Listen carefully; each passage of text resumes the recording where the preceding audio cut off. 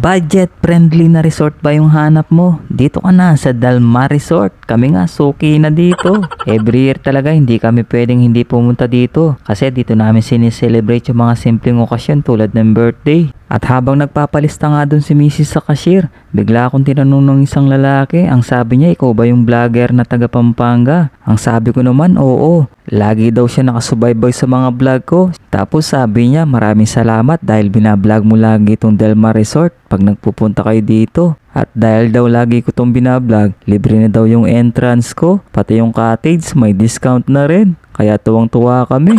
Pati yung kasama namin nagbe-birthday, libre na rin yung entrance. Kaya maraming salamat ulit Del Mar Resort. Sa 3 taon namin pabalik-balik dito, hanggang ngayon napakaganda pa rin ng Del Mar Resort. Napanatili nila yung kalinisan at kagandahan at kaayusan dito. Kaya nga kami pabalik-balik dito dahil sa ganda at kalinisan. Sakto naman nung dumating kami, wala pa masyado mga customer. Kaya eto, nabidyohan ko ng maganda tong pool area. Para din namin nirent yung buong resort. Ito rin yung paboriteng spot ng mga kasama naming bata. Dahil sa mababaw lang to. Tapos nakikita mo sila nag-i-enjoy na lumalangoy-langoy dito. At nung nasa cottage na kami, chinek ko muna kung ano yung mga pagkain na niluluto nila. Ito, meron na palang spaghetti pancit dito. Tapos meron pang inihaw na tilapia at hotdog. Meron din palang barbecue at mga bituka. Binigyan din pala ako ng may-ari ng resort ng sombrero. Nagaling pa ng San Francisco. Dahil ayaw nyo pong magpabanggit ng pangalan, maraming salamat na lang ulit. Madam at sir, tignan nyo naman, bagay na bagay sa akin.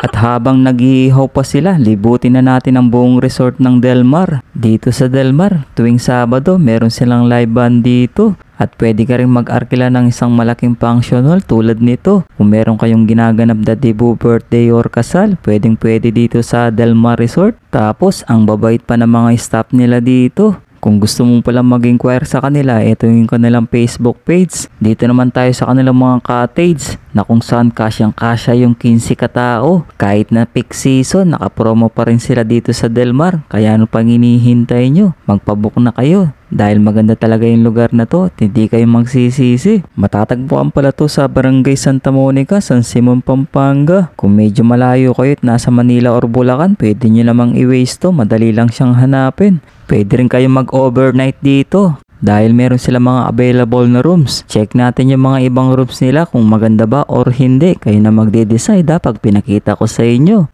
Para pag nag-overnight kayo dito at mag-rent ng room, may idea na kayo kung ano yung itsura ng mga kukunin yung rooms dito sa Del Mar. Kaya tara, tignan na natin yung mga ibang rooms na available nila dito. Meron din sila ditong barkada rooms na kung saan kasyang-kasya yung 12 packs na katao. Meron din silang pang 10 at pang 6 na room. Itong ipapakita ko sa inyo, ito yung barkada package room nila na kung saan pwede yung 12 katao.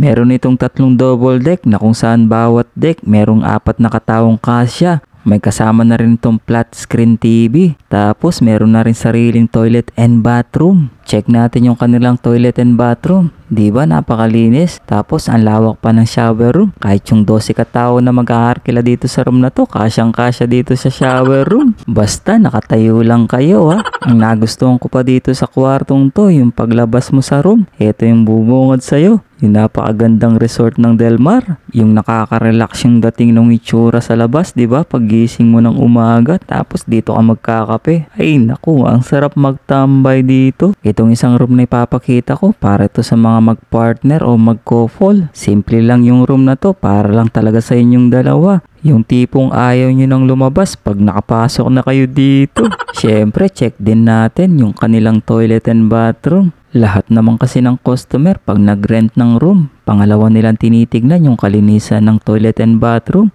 Kasyang-kasya sila dito sa shower room. Kahit di na sila lumabas din sa shower room at sabay na maligo.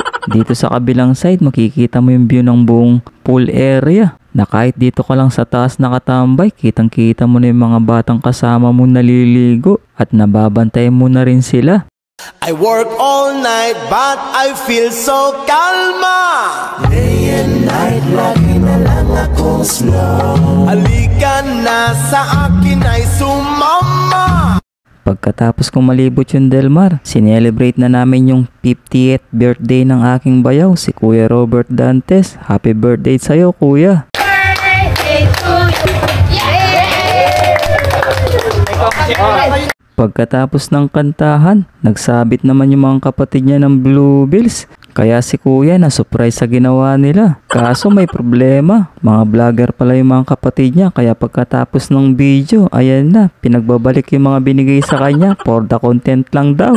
Pagkatapos ng celebration, naligo na kaming lahat. Dito ko na rin pala tinesting yung bago kong biling Osmo Action 4 na camera kung pwede sa tubig. Una kong sinubukan dito sa mababaw kaya okay na okay siya. Pagdating dito sa malalim, itatry natin. Mas masarap kasing kumuha ng videos pag nandito ka sa tubig. Pati dito sa pamangking ko, pinasubok ko na rin kung talagang tatagal at matibay. Pero sa totoo lang, kinakabahan ako. Baka hindi na kasi gumana pag talaga lumubog sa tubig. Pumanatag lang talaga yung loob ko nung yung anak ko na yung sumubok. Biruin mo ba naman, binabad niya talaga sa pinakailalim ng swimming pool. Nasa 5 feet pa naman ang lalim nito. Ay, dahil bolang bagsak na eh.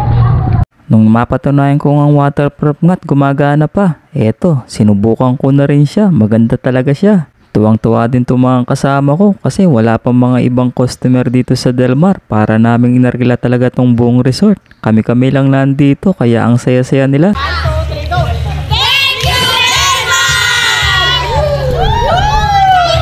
Bago nyo tapusin yung video to, huwag mo namang kalimutan pindutin yung follow button sa tabi ng aking pangalan. Paki-subscribe na rin ako sa aking YouTube channel para lagi kang updated sa aking mga mini vlog. O siya mga kabaps, hanggang dito na lang yung ating mini vlog for today's video. Sana nag-enjoy kayo dito sa pamamasyal namin sa Del Mar Resort. Alright, okay, bye!